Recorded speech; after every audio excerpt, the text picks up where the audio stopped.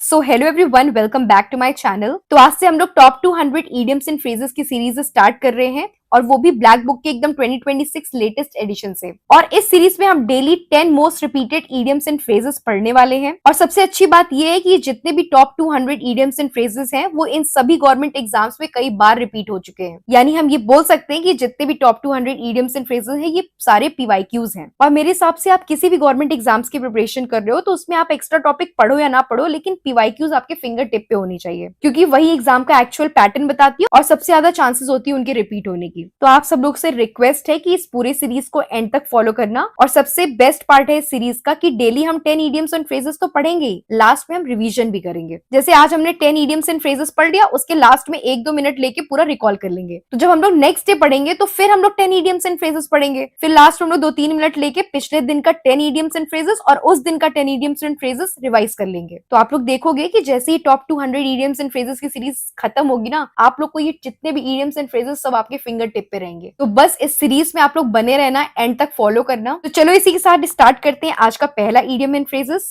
तो आज का हमारा सबसे पहला इडियम है बीट अबाउट या अराउंड द बुशेस। और देखो यार, जब भी हम कोई भी इडियम हम पढ़ेंगे तो हम पूरा ट्राई करेंगे कि यहीं से हमको कुछ ना कुछ क्लू मिल जाए। मतलब इसी में जितने भी वर्ड्स वगैरह दिए हुए हैं उसी में इधर उधर करके मीनिंग्स निकाल के हम लोग पूरे इडियम्स एंड फ्रेज का मतलब निकाल लेंगे। तो देखो यहाँ पे बीट का मतलब क्या होता है, मारना। और अबाउट या अराउंड का मतलब होता है इधर उधर। और बुशेस का मतलब होता है झाड़ी, मतलब झाड़ी के इधर उधर बीट करना। अब इमेजिन करो कि शिकारी जो है शिकार करने को आए हैं जंगल में, और मान लो एक लॉयन है वो झाड़ी के बीच में आके छिप गया है और इन लोग क्या कर रहे हैं, झाड़ी के इधर उधर मार रहे हैं, जबकि लॉयन कहाँ छुपा बैठा है, बीच में। तो इन लोग को कहाँ मारना था, मेन पॉइंट पे, लेकिन ये मेन पॉइंट पे ना मार के इधर उधर मार रहे हैं। यानी कहने का मतलब है सीधे मेन पॉइंट पर ना के बात को घुमा फिरा देना। यानी बीट अबाउट या अराउंड द बुशेस का मतलब होता है सीधे मुद्दे पर बात ना करके इधर उधर की बातें करना, यानी to avoid the main point. और इसका एग्जाम्पल देख लो, instead of going to the main point they were beating around the bush to find the animals.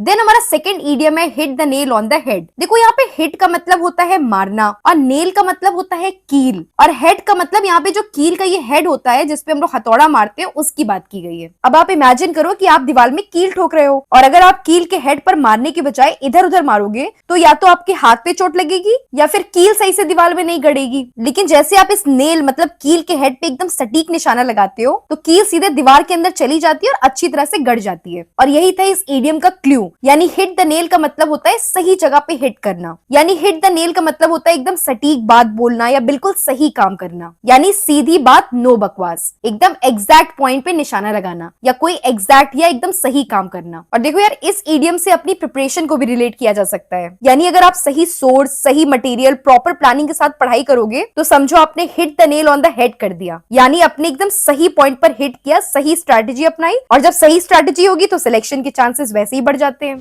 Then हमारा थर्ड इडियम है स्पिल द बीन्स। और देखो, स्पिल का मतलब होता है कोई चीज गिरा देना या बाहर निकाल देना, और बीन्स का मतलब होता है जो खाने वाला बीन्स या राजमा होता है। मतलब बीन्स या राजमा जो है स्पिल कर देना, मतलब बाहर निकाल देना। आप समझो कैसे। अब मान लो एक सर्वेंट है जो शर्मा जी और वर्मा जी दोनों के घर में काम करता है। जब वो शर्मा जी के घर में जाता है तो वर्मा जी के घर की सारी बातें बता देता है, और जब वर्मा जी के घर जाता है तो शर्मा जी के घर की सारी बातें बता देता है। यानी वो एक दूसरे के घर का पोल खोलता है, सीक्रेट्स बताता है। मतलब उसके पेट में कोई बात पचती ही नहीं है। अब ये समझो उसके पेट में जो बीन्स है, जो मतलब राजमा या बीन्स समझ लो, सीक्रेट्स के फॉर्म में है। जो सीक्रेट्स के फॉर्म में जो बीन्स रखे हैं उसके पेट में, वो स्पिल आउट कर देता है। और यही यहाँ पे क्लू था, यानी स्पिल द बीन्स का मतलब होता है सीक्रेट रिवील कर देना, राज खोल देना।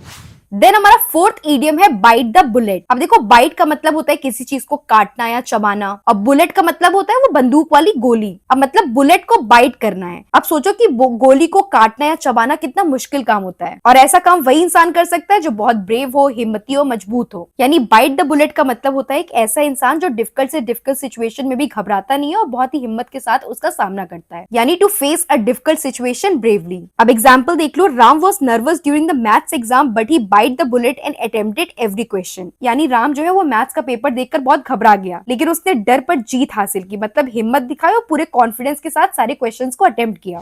देन हमारा फिफ्थ इडियम है अंडर द वेदर। अब देखो, अंडर का मतलब होता है किसी चीज के नीचे या उसके इफेक्ट में, और वेदर का मतलब होता है मौसम, यानी वेदर के अंडर मतलब मौसम के इफेक्ट के अंडर। अब इमेजिन करो कि मौसम अचानक से बहुत खराब हो गया, तेज बारिश, आंधी तूफान चल रहा था, आप बाहर थे उस टाइम और पूरी तरह भीग कर घर आए, और जब आप घर आए तो आपको अचानक से खांसी, जुकाम और तेज बुखार हो गया, यानी आप वेदर के इफेक्ट के अंडर आ गए। यानी अंडर द वेदर का मतलब होता है तबीयत ठीक ना होना, मतलब बीमार महसूस करना, नॉट फीलिंग वेल, अच्छा महसूस नहीं हो रहा है। एग्जाम्पल देख लो, the girl is under the weather so her mother is taking care of her, यानी जो लड़की है उसकी तबीयत ठीक नहीं है, इसीलिए उसकी माँ उसकी देखभाल कर रही है। यानी जो गर्ल है she is under the weather, मतलब वो वेदर के इफेक्ट के अंदर आ चुकी है, यानी उस पर वेदर का इफेक्ट पड़ चुका है, मतलब वो बीमार हो चुकी है।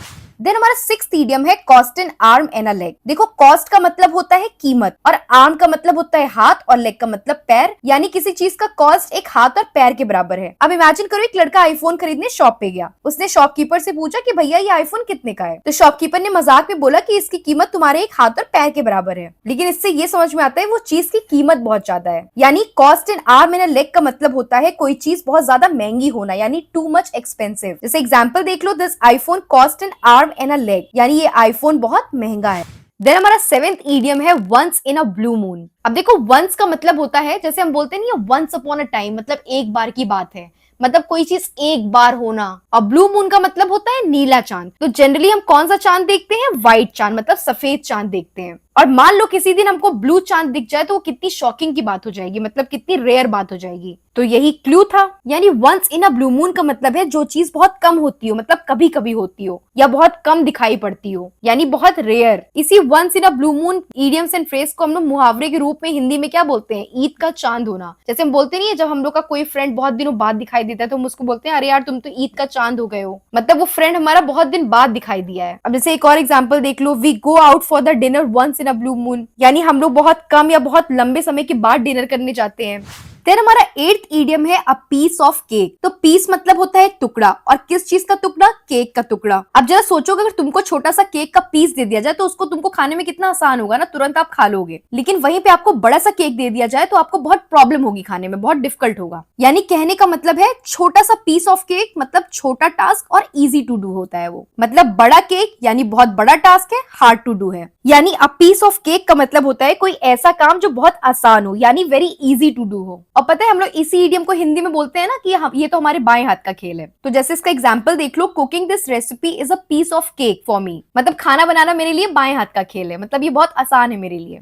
देन हमारा नाइन्थ इडियम है कॉल इट अ डे। देखो, कॉल का मतलब होता है बोल देना या डिक्लेयर कर देना या कोई चीज अनाउंस कर देना, और इट मतलब इसे मतलब किसे? अ डे मतलब आज के दिन को, यानी इसे आज का दिन अनाउंस कर देना। अब इमेजिन करो कि ऑफिस में शाम को 6 बज गए, तभी बॉस आता है और कहता है let's call it a day guys and get back to our homes, यानी 6 बज चुके हैं, आज का काम पूरा हो गया, अब काम को यहीं खत्म करते हैं और अपने अपने घर चलते हैं। यानी कॉल इट अ डे का मतलब होता है आज का काम यहीं समाप्त कर देना, यानी to stop working for the day. यानी हम कह सकते हैं कॉल इट डे का मतलब होता है आज का दिन यहीं पे समाप्त कर देना, यहीं पे उसको रोक देना।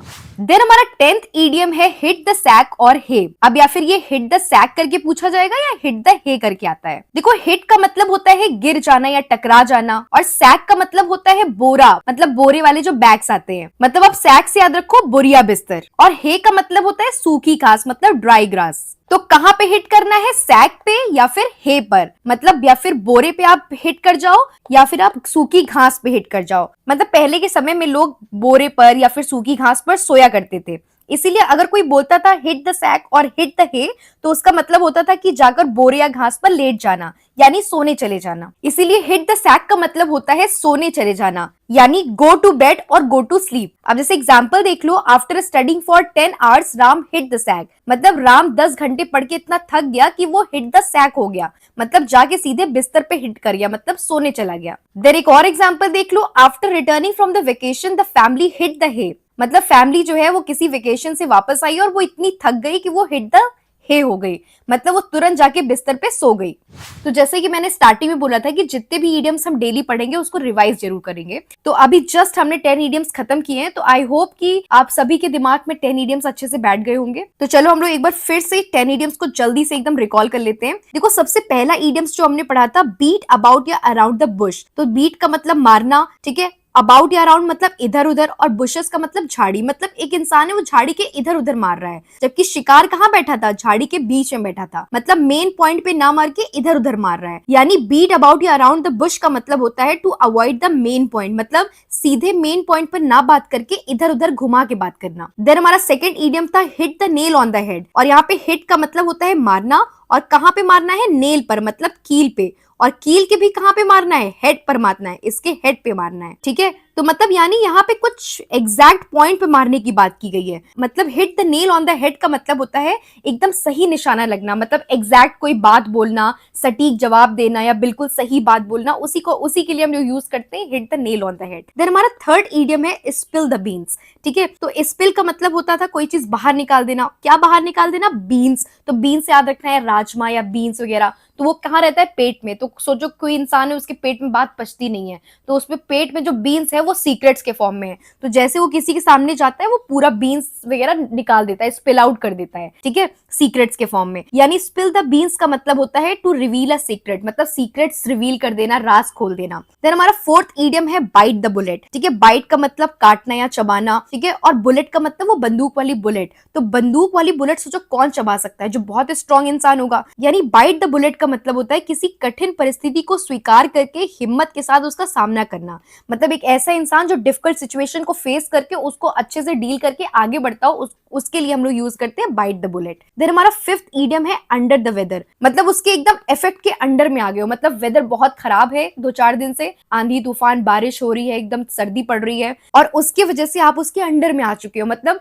उसका इफेक्ट आपको लग गया है, मतलब आप बीमार पड़ गए हो। तो अंडर द वेदर का मतलब होता है तबियत खराब हो जाना या बीमार पड़ जाना, not feeling well, right. Then हमारा सिक्स्थ ईडियम है cost an arm and a leg. तो कॉस्ट मतलब किसी चीज की कीमत, और किस चीज की कीमत है, आर्म और लेग की कीमत है। तो सोचो किसी की कॉस्ट आपके आर्म और लेग के बराबर है, मतलब वो चीज कितनी महंगी होने वाली है। यानी cost in arm and leg का मतलब होता है बहुत ज्यादा महंगा होना, यानी टू मच एक्सपेंसिव। देन हमारा सेवेंथ ईडियम है once in a blue moon. Once हम बोलते हैं ना, स्टोरी वगैरह में पढ़ते थे पहले, वंस अपॉन अ टाइम, मतलब एक बार की बात है, मतलब वंस का मतलब कभी एक बार कुछ हुआ होगा, ठीक है। तो ब्लू मून, एक बार ब्लू मून देखा गया। तो जनरली हम क्या देखते हैं, जनरली हम लोग व्हाइट मून देखते हैं, ठीक है। लेकिन अगर मान लो किसी दिन ब्लू कलर का मून दिख जाए तो कितनी स्पेशल या रेयर बात हो जाएगी। यानी once in a blue moon का मतलब होता है जो चीज बहुत कम होती हो या कभी कभी होती हो, और कोई चीज जो बहुत कम दिखाई पड़ती हो, उसके लिए हम लोग यूज करते हैं once in a blue moon. हाँ, इसी को हम लोग हिंदी में बोलते हैं ईद का चांद होना। देन हमारा एट्थ ईडियम है अ पीस ऑफ केक, ठीक है। तो केक, पूरा केक की बात नहीं हो रही है, केक के छोटे से पीस की बात हो रही है। तो पूरा केक दे देंगे तो आप खा नहीं पाओगे, लेकिन अगर छोटा सा केक आपको दिया जाए तो बहुत आराम से खा लोगे। मतलब छोटा